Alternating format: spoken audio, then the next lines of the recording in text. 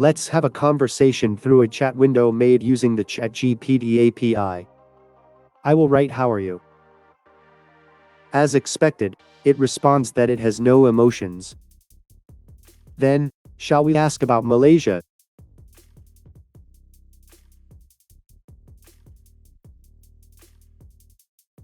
The text on the button changes as it waits for a response.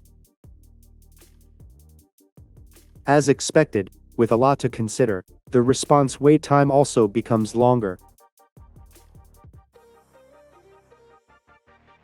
Finally, it has answered.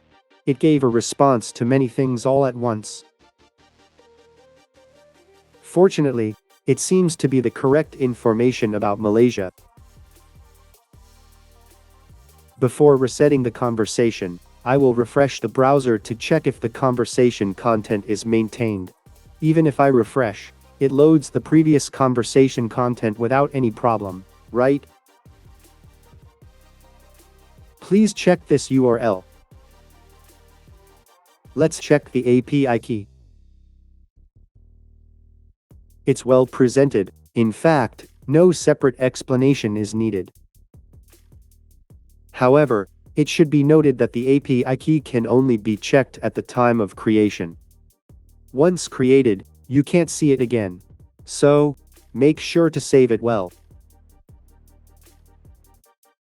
And don't worry, the key shown in the video source has been deleted. Using the playground screen is the most important. Please make sure to change the playground type to chat. Enter what you want to say to the user, and look at the code. You can find out what data is being sent using the curl command.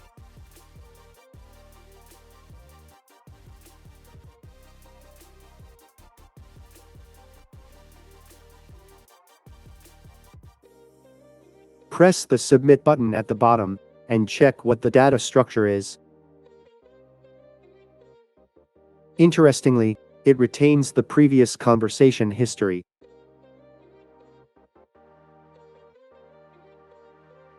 I try speaking to it once again.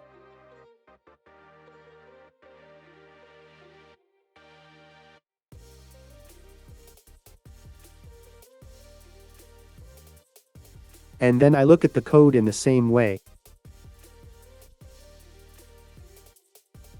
You can see the history being neatly stacked up.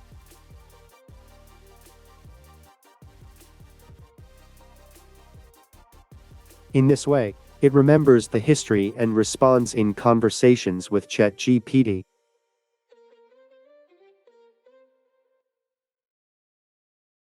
Let's see the source code. In fact, I received the screen code from ChatGPT. The input prompt was "Make a chat screen." The screen layout is simple. It is mainly composed of a chat container and an input container. There are buttons for send and reset.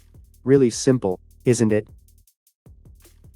And while the JavaScript may look complex, this too was developed through conversations with ChatGPT.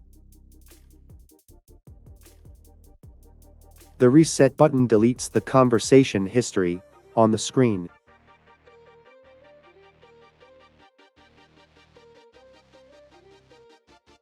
It does not receive a separate return value. I'll delete the unnecessary comments. The send message function serves the role of sending messages.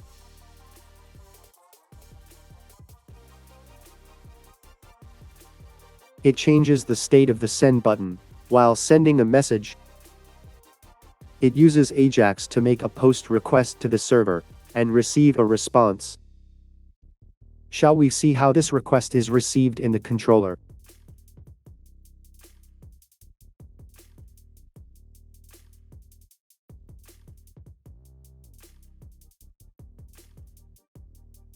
It uses the request object as a singleton pattern to maintain the conversation's content. Use the API key to make the following calls and utilize it. It seems you are not using this API key, right? I believe in you. The method of making the call involves using HTTP client to make a post request. There's nothing special about it. Created the equivalent of the curl command in Java. Shall we take a look at how the request object is structured?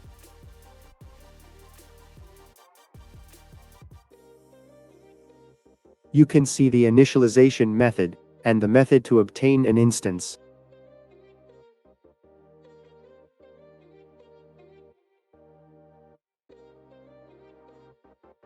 Since the message is received from the client, we define it as a user and provide the content.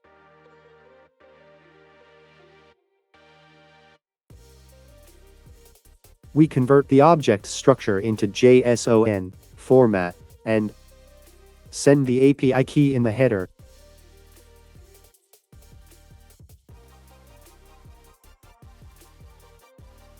Response rule bot go. Get the value.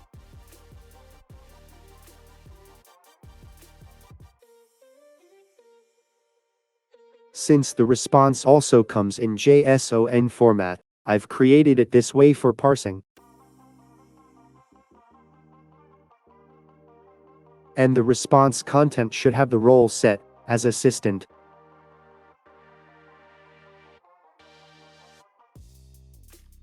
The response content is not returned in a web language, so it needs to be modified as follows.